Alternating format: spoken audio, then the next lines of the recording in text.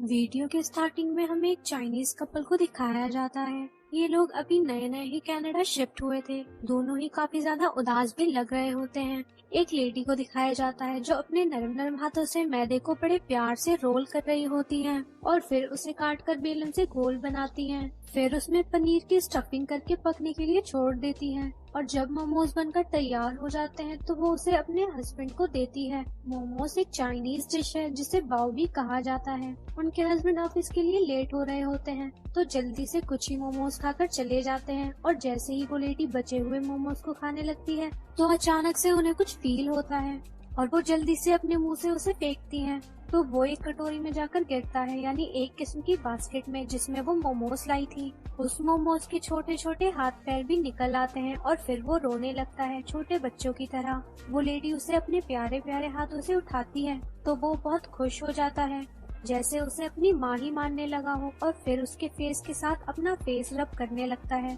जैसे छोटे बच्चे अपनी माँ के साथ करते हैं। वो लेडी उसका नाम बाओ रखती है। इस मूवी के मेन कैरेक्टर का नाम भी बाओ ही है। आगे हम देखते हैं कि वो लेडी बाओ को इतना ज्यादा प्यार करती है जैसे ये उनका ही बेटा हो। वो उसे खाना खिलाती हैं, उसे अच्छे से नहलाती हैं और जब कभी उन्हें मार्केट जाना होता था तो वो कभी भी बाओ को अकेला घर नहीं छोड़ती थी, बल्कि वो हर वक्त उसे अपने साथ ही रखती थी। अब बाओ को भी ये लेडी यानी उसकी माँ बहुत अच्छी लगने लगी थी और इनकी बॉन्डिंग काफी ज्यादा स्ट्रॉन्ग हो गई थी।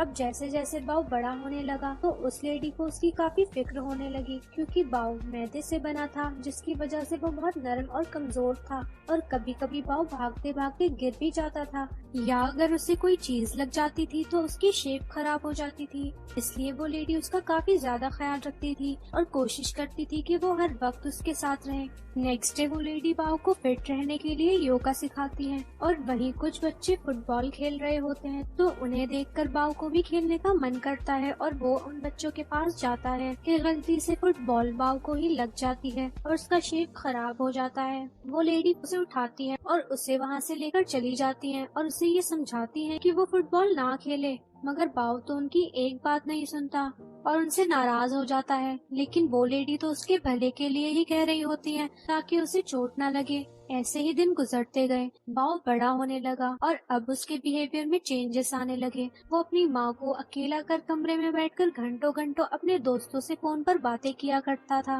वो हमेशा बाहर जाने की जिद किया करता था पर उसकी माँ उससे बाहर नहीं जाने देती थी, तो वो उन्हें बिना कुछ बताए चुपके से अपने दोस्तों के साथ बाहर चला जाता था। अक्सर उसकी माँ उसे ढूंढती रहती थी, उसका काफी इंतजार भी करती थी, मगर बाओ तो जैसे केयरलेस हो चुका था। उसे अब अपना वक्त बाहर ही दोस्तों के साथ गुजारना पसंद था। लेडी को फिक्र थी कि कहीं बाओ उनसे दूर न हो जाए। फिर एक दिन वो लेडी बाओ के लिए उसके फेवरेट डिशेस तैयार करती है। उन डिशेस को उन्होंने बहुत प्यार से बनाया था, जो कि दिखने में काफी ज्यादा टेस्टी भी लग रहा होता है। तो जब जैसे ही बाओ आता है तो वो लेडी उसे खाने पर बुलाती है, लेकिन बाओ उस खाने को खाने से मना कर अपने दोस्तों के साथ बाहर घूमने चला जाता है, जिस वजह से उस लेडी को काफी ज्यादा बुरा लगता है और फिर वो गुस्से में आकर सारे खाने को खुद ही खा लेती है।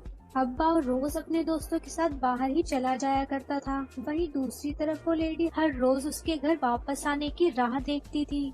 नेक्स्ट डे वो लेडी फिर से बाओ का इंतजार कर रही होती है कि तभी अचानक से दरवाजे पर किसी की दस्तक आती है। अब जैसे ही वो दरवाजा खोलती है तो बाओ को सामने खड़ा पाती है। तभी वहाँ एक लड़की भी आ जाती है जो उस लेडी को अपनी रिंग दिखाती है, यानी अब इन दोनों ने शादी भी कर ली है, जिसे देख लेडी शॉक्ड हो जाती है। और फिर बाओ अंदर आकर अपना सामान पैक करता है और फिर अपनी माँ को अकेला छोड़कर अपनी वाइफ के साथ वहाँ से जाने लगा।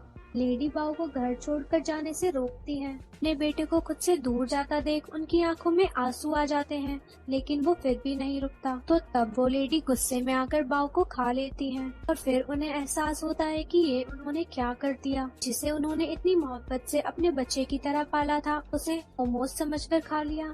वो बहुत रोती हैं, हर रोज अपने बिस्तर में खामोश लेटी उसे याद करके रोती हैं। जब उसके हस्बैंड उनसे पूछते हैं तो वो उन्हें भी कुछ नहीं बताती, बस बाओ के ना होने का अकेलापन महसूस करती हैं। तभी उनके सामने दोबारा से बाओ आ जाता है। वो यकीन ही नहीं कर पा रही होती, पर जब वो अपनी आंखों को रब करती हैं, वहाँ एक लड़का खड़ा होता है जो बाओ जैसा ही लग रहा था। यहाँ मूवी में हम पर रिवील होता है कि ये इनका ही बेटा है। जो काफी अरसे पहले इन दोनों को छोड़कर चला गया था। भाव तो बस इनकी इमेजिनेशन थी, क्योंकि वो अपने बेटे को काफी ज्यादा मिस करती थी। वो लड़का इतने सालों बाद अपने माँ बाप से माफी मांगने के लिए आता है। उसके फादर उसे अंदर धक्का देते हैं कि जाओ अपनी माँ से माफी मांगो, लेकिन वो लेडी उससे काफी नाराज होती है और दूसरी तरफ मुंह करके लेट जाती है। वो लड़का बिस्तर पर एक खाने का बॉक्स रखता है, इसमें उनकी फेवरेट डिश थी। ये वही डिश थी जो एक बार इसकी माँ ने इसे दिया था, मगर इसने खाने से मना कर दिया था। ये देखकर वो उनसे माफी मांगकर जाने लगता है कि तभी उसकी माँ उसे रोक लेती है और उसकी गलतियों को बुलाकर उसे गले लगा लेती हैं और प्यार करने लगती हैं, और फिर दोनों उस डिश को खाने लगते हैं। इसके बाद हमें ये भी दिखाया जाता है कि उस लेडी का बेटा अपनी वाइफ को भी इस घर में ले आया है, जहाँ उसकी माँ बड़े प्यार से उन्हें मोमोज बनाना सिखाती है, और अब सब हंसी खुशी प्यार से एक साथ रहने लगे थे। और फिर इसी के साथ ये स्टोरी एंड हो जाती है।